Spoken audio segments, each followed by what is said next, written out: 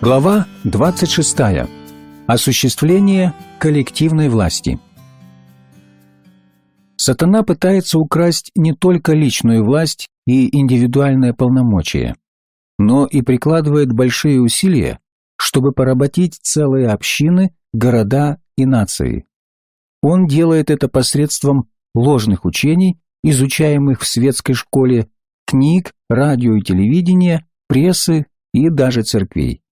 Империи распадались вследствие лжи, вызывающей слабость. Языческие религии порабощают народы.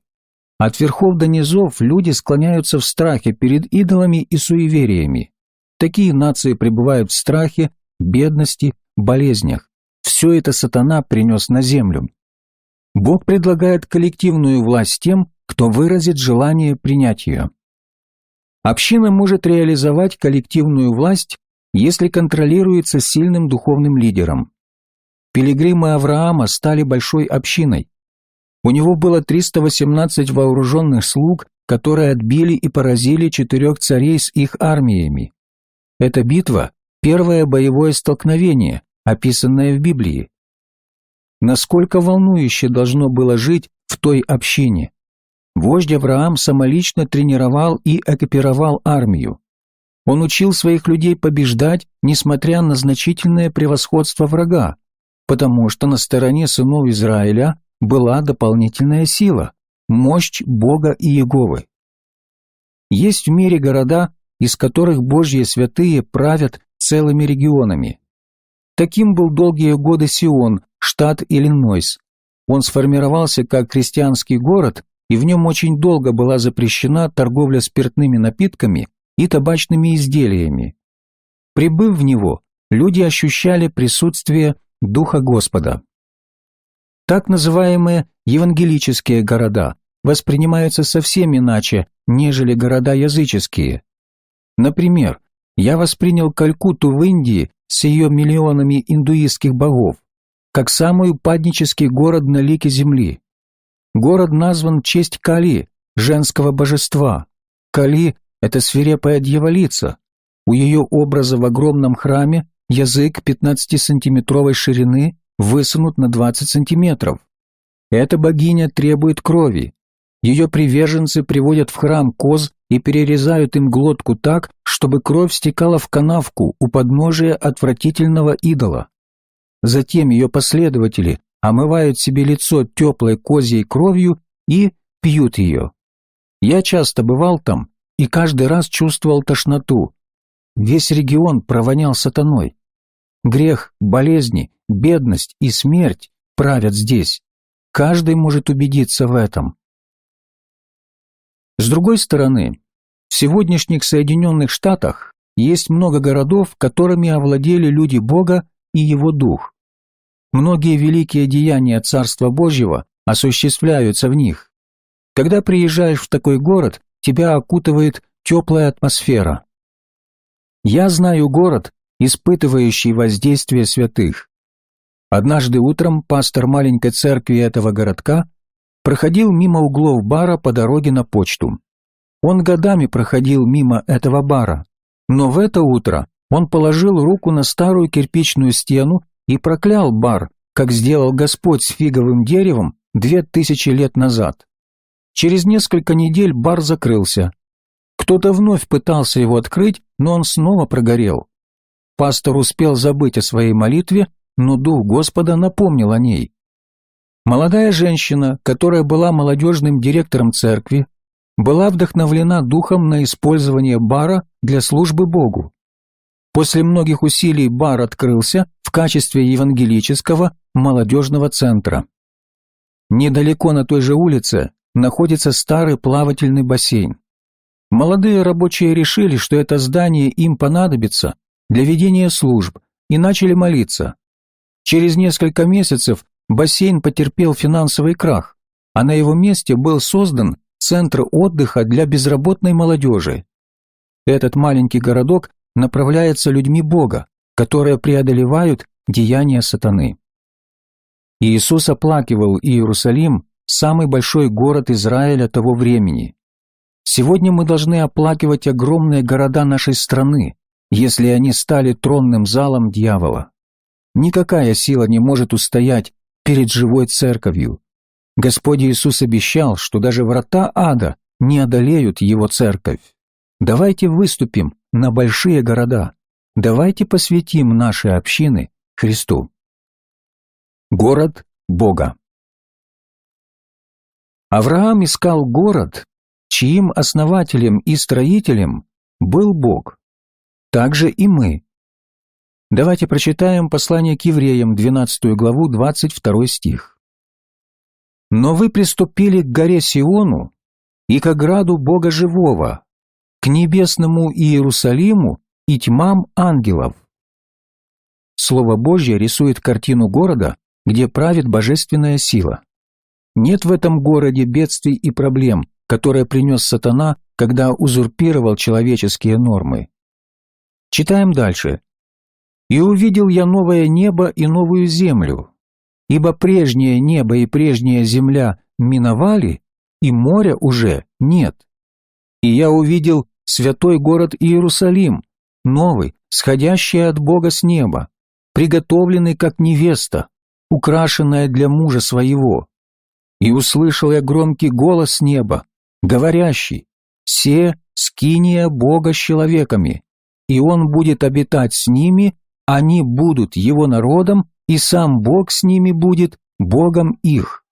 И отрет Бог всякую слезу с очей их, и смерти не будет уже, ни плача, ни вопля, ни болезни уже не будет, ибо прежнее прошло». Слава Бога наполняет святой город.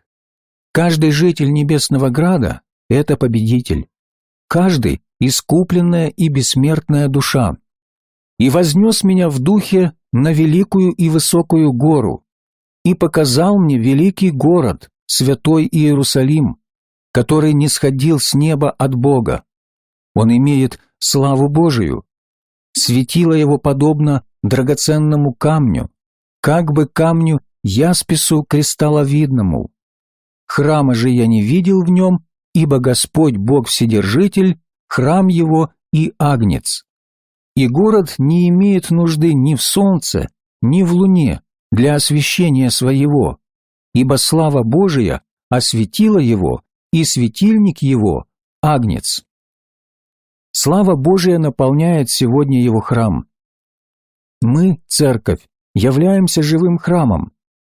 Когда мы овладеваем чем-либо, его слава освещает и новое владение, потому что агнец – наш истинный свет. Народы власти. Пока Израиль почитал Бога, никакой враг не мог устоять против него. Если враги выступали одним путем, то убегали по 7 дорогам. Воды Красного моря расступились, чтобы пропустить народ Израиля. Стены Иерихона рухнули перед народом Израиля. Население Ханаана не смогло противиться Богу Израиля. Всемогущий вел народ Израиля, Господин Духов был его целителем. Всевышний Бог был мечом и щитом Израиля. По его воле враги терпели поражение и признавали: Бог с народом Израиля. Как Раав, они должны были признать его и своим Богом. Но народы, как и отдельные личности, должны решиться служить Богу. Израилю был дан выбор, когда Бог сказал: «Во свидетели пред вами призываю сегодня небо и землю. Жизнь и смерть предложил я тебе, благословение и проклятие. Избери жизнь, дабы жил ты и потомство твое». Второзаконие, 30 глава, 19 стих. Древние израильтяне оставляли своего Бога, чтобы служить бесам. Когда они это делали, власть покидала их. Они рассеивались по земле, оставляя родные места в запустении и разорении на сотни лет. Соединенные Штаты Америки населены одним из уникальнейших народов всех времен. Первые поселенцы приплыли сюда в поисках религиозной свободы.